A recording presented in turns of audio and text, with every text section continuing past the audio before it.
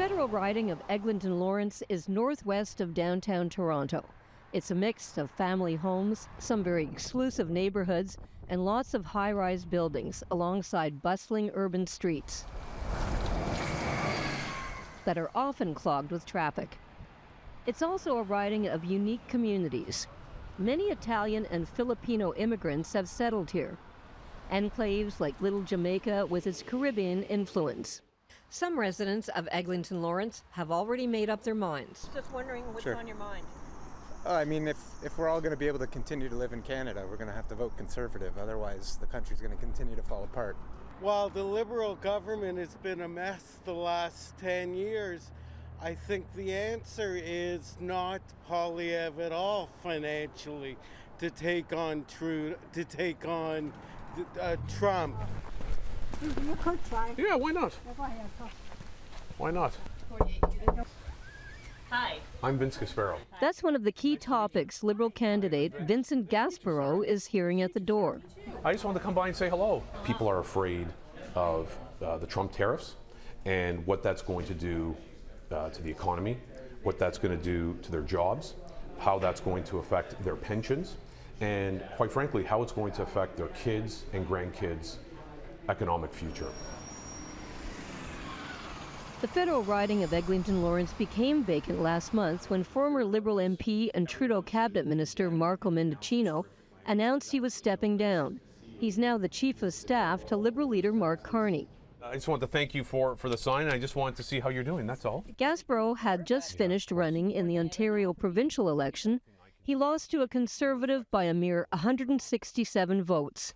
It was close. I know, it was very close. Very close. Thank you, and thank you for the support. Okay, thank you. Take care. When Carney called the snap election in mid-March, Gasparro decided to run again, this time federally. And as you know, I ran provincially, and people are happy that I'm running again, and they are. I'm coming back to it. They are so concerned about what the future holds, and I'm going to call it for what it is. They're scared, and this is something no one has ever seen before. And Prime Minister Carney and me will do everything we can to protect the people of Eglinton Lawrence and, quite frankly, the country. Hi. Okay, Gasparro has an economic background and worked for former Prime Minister Paul Martin and former Toronto Mayor John Tory. I think what we're also hearing, and what I'm also hearing, is that Prime Minister Mark Carney, considering his extensive financial background, and if I may say my financial background, are the best choice at this particular moment to navigate the next 4 years and navigate whatever Donald Trump throws at us. You have to understand, we charge him almost nothing for years and years and decades. And he's throwing a lot at us already. So ongoing issues like the high cost of food and housing have mostly been absorbed into one big angst over just how hard U.S. President Donald Trump's tariffs will hit. I have a lot to think about it. I haven't decided what I want to do yet, but there was a lot I was thinking about before all the Trump stuff that we saw in November, when he came in November, and now there's more to think about with Trump, and how to balance everything is a challenge, but I'm looking forward to seeing a debate and to see who sounds most sensible. So far in this campaign, polls show a strong percentage of Canadians believe Liberal leader Mark Carney is the best option to deal with Trump. On the other hand, the Jewish community has tended to support the Conservatives. Many see Conservative Party leader Pierre Poilievre as the most ardent defender of Israel. We must stand with the Jewish people and the state of Israel in their effort to preserve their existence and to live a peaceful, democratic life. According to a 2024 Angus Reid poll, Conservatives were supported by 42% of Canadian Jews, compared to the Liberals at 33%. There is a large Jewish community in Eglinton Lawrence, representing about 22% of the riding. Many voters here are preoccupied with the security of Israel, the return of all the hostages taken by Hamas on October 7th, 2023, and rising anti-Semitism. It's absolutely heartbreaking that we need Toronto Police mobile command unit set up in front of our Jewish day schools because of the number of attacks that our community has faced, including those that have targeted the schools in... Richard Robertson with the B'nai B'rith says the surge in anti-Semitism since the October 7th attack by Hamas grips the Jewish community here. He says while B'nai B'rith is nonpartisan, voters must think about which party can best defend their interests. Although Jewish voters have to have the rising crisis of anti-Semitism front and center in their minds when they're casting their votes in this election, Jewish voters in Canada are first and foremost Canadian. And like all Canadians, we are torn in deciding which way to vote by the multiplicity of issues that are present in this election. This election is making this member of the Jewish community struggle with his vote. So I'm wondering, are you more inclined to vote for the candidate who has the position that most offends Israel? I hear you say you're concerned about tariffs, so you're more inclined to vote for the candidate who you think might protect you against Donald Trump. Well, that's why I think Mr. Carney should switch to be leader of the Conservatives. Okay. And then you'd be so happy. Okay. Then you could do what it all can I at tell once. you? Right, so what are you going to do? Is it a bit conflicting? It is a bit conflicting. It's a real conflict in my mind and my wife's mind. And I'm sure it's a conflict in a lot of people's minds. As you can see, we are Jewish, and obviously the way that Trudeau's government has handled things since October 7th hasn't been my favorite or our favorite, but I also know that your record on things is better than his, so. It was nice meeting you. Thanks for answering the door. I've been a long-standing ally of the community. I think the previous administration wasn't as clear as it could have been on its support for the community. This pollster says the Liberals in Eglinton Lawrence have their work cut out for them. The Jewish community has expressed a lot of doubt and anger towards the Liberal government and its handling of the ongoings of Gaza, right? That's a voting bloc that's probably not going to come back to the Liberal Party, my guess, this time around, just because Carney's in place, right? They're very upset, and I've spoken to a lot of Jewish people, a lot of community advocates. They're gone from the Liberal Party, and they're not going to be back for a while. The NDP has not yet named a candidate. The Green Party has limited literature, but a keen 19-year-old on the ballot. The number one issue right now that we're facing in this riding is the living cost. The problem is that everything is recently so expensive. We're talking about rent, mortgage, and especially just the way of life. Especially down there, there is a grocery store. Eggs on average are $6 to $7 for a dozen. That is a lot. We need to change that. We're not the United States. We're only going to be bringing them down, and my job is that. Wayne Chichievsky is focusing on cost of living issues. He's also accepted an invitation by B'nai B'rith to be part of their virtual candidates debate to answer questions from the Jewish community in Eglinton Lawrence. Being with the Green Party, would you traditionally attract a lot of Jewish supporters? Do they support the Green Party? I would be surprised. No, not that many, because almost a lot of Jewish people are actually with the Conservatives. It's even statistically out there. Back to our voter who must make a decision soon. With your conflicted mind about the Israel angle and the Trump angle, what would you do? The only thing that would keep me safe at home is to my wife. Can I leave it at that? So what's the focus for your vote? Also Conservative Karen Stintz. This voter is also a member of the Jewish community. She's made up her mind. I think the Liberals have done a very poor job, and they've been in for quite a while. They've had their chance. Today marks the beginning of the most important election in, I believe, this country's history. Karen Stintz is the Conservative candidate. The Conservatives have mostly been shut out of winning this riding, except for the 4 years when it was held by Joe Oliver, a former finance minister for Stephen Harper. For 11 years, I was your Toronto City Councillor, showing up when it mattered. Stintz, a former city councillor for the area, has often taken to social media to denounce anti-Semitism. It marks the 1-year anniversary since the Jewish people had the greatest assault on their community since the Holocaust. And it also began the rise of anti-Semitism in this nation, the likes of which I haven't seen in my lifetime.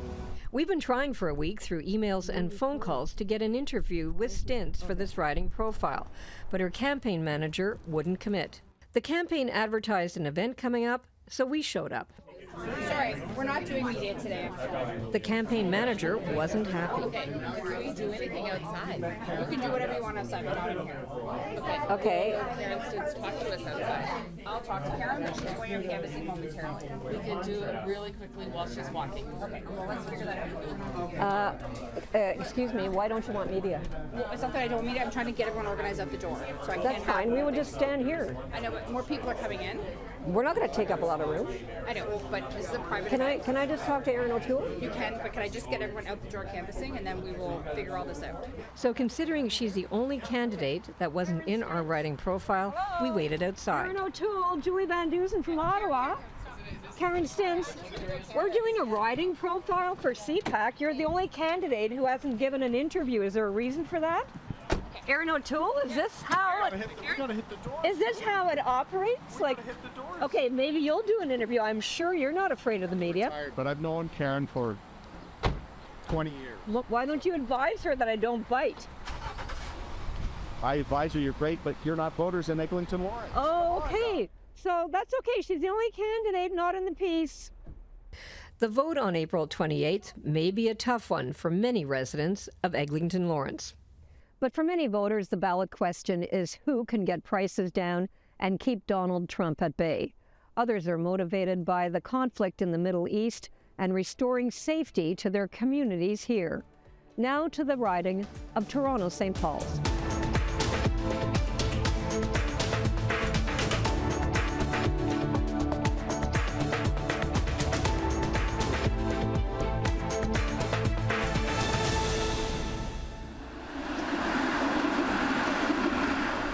We're in the riding of Toronto St. Paul's, often referred to as Midtown Toronto.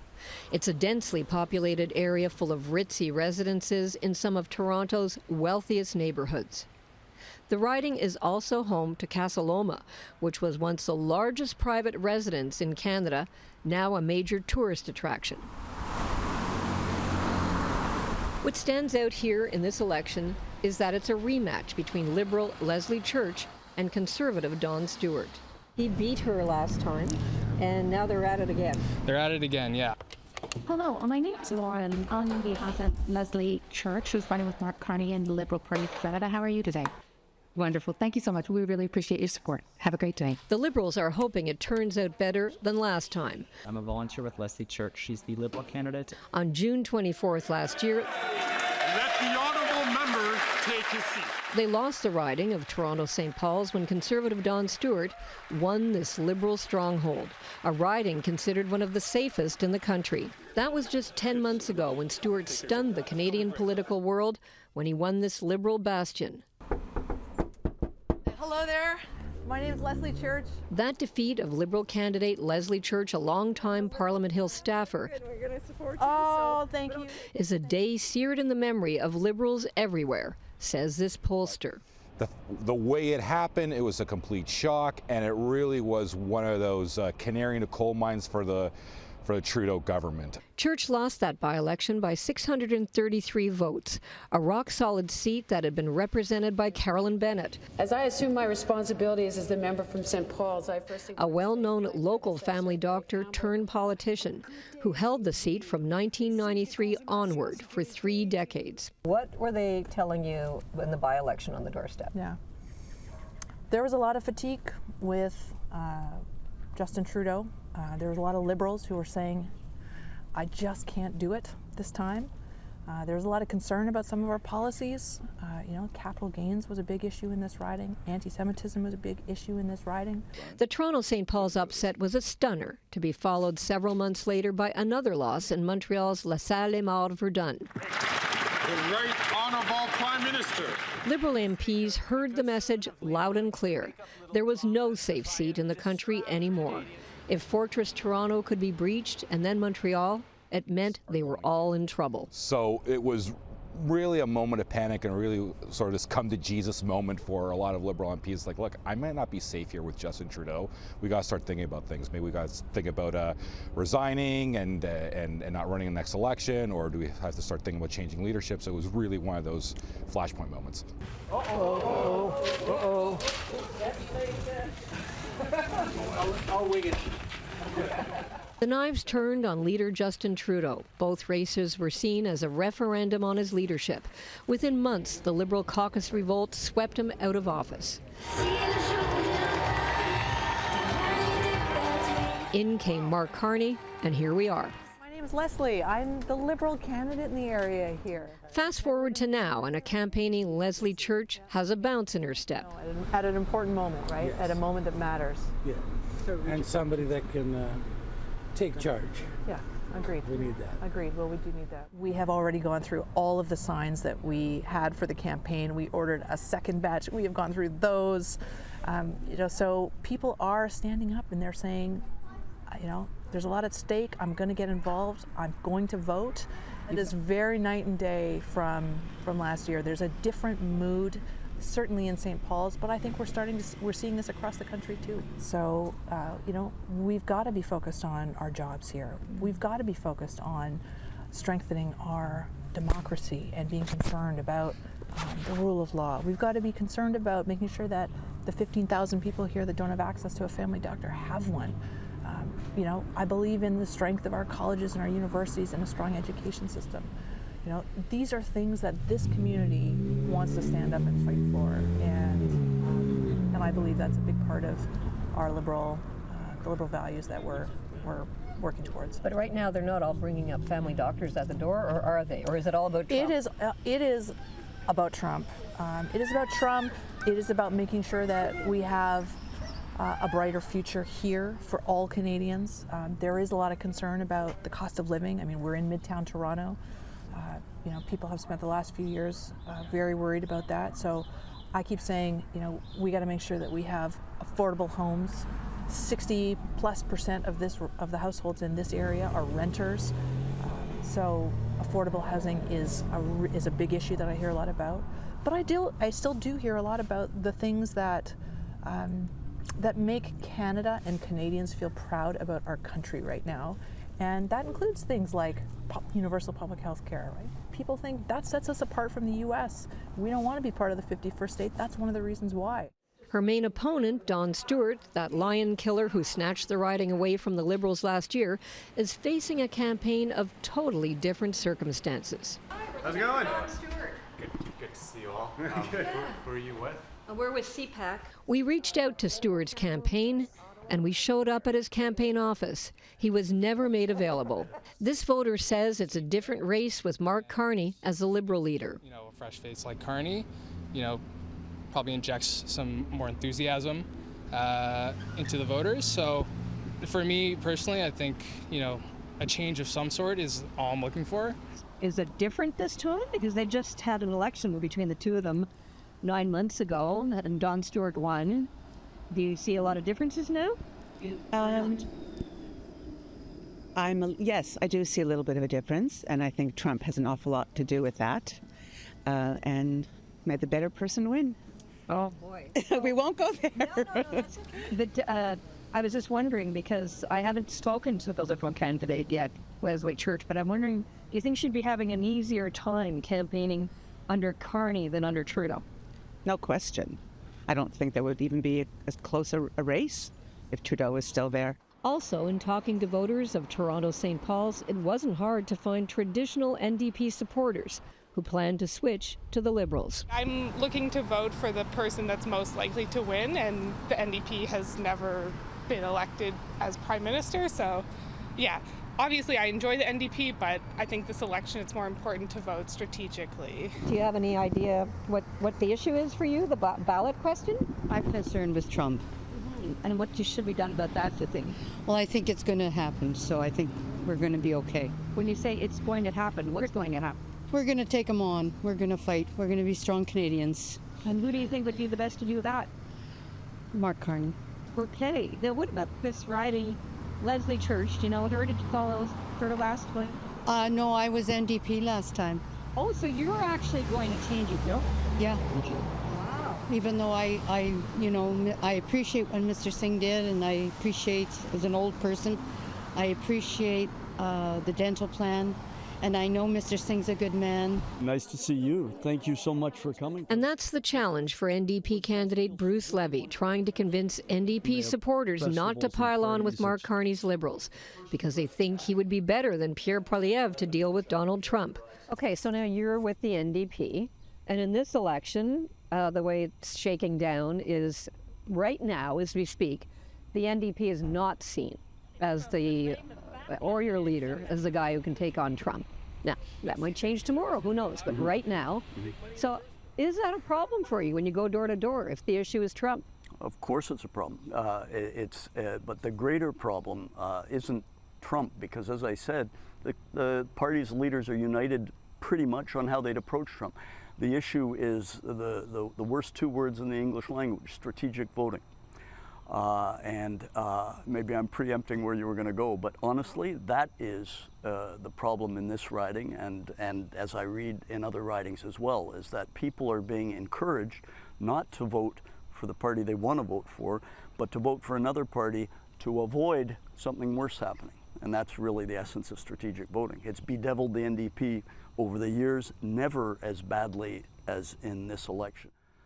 And the one thing is, if you look at Canadian history, the greatest advances in social policy have come directly because of the NDP leadership or because of NDP shoving hard from behind. If you follow strategic voting to its logical conclusion, hello, United States, we're going to be into two polarized major parties, and who's going to champion the values that Canadians like to cite now that we're into this period of anti-Americanism? What makes us better than those nasty Americans are a lot of those values, starting, of course, with universal medical care, but going on beyond that. So be careful what you wish for when you talk about strategic voting. I don't like the outcome years down the road. Yeah, so basically you're saying in this riding it's turning into a two-way race, the way people see it, between the Liberals and the Conservatives, which it's been before, right? I think the Conservative is toast. I think he's going to go down as the shortest-lived MP, and well, maybe not. I guess there have been other short governments, but my reading of it is it does not look good for him. The wave is that strong. We reached out to the Green Party to talk to the local candidate, but there was no response. Longtime professor and political analyst Nelson Wiseman says this time Toronto St. Paul's is the Liberals to lose. That is a slam dunk Liberal stronghold. If the Liberals can't win that riding, they don't have a hope of winning in this election. Now, a Conservative controls the riding right now. Don Stewart got elected last year in a by-election. He won by less than 2% of the vote. But that was a fluke.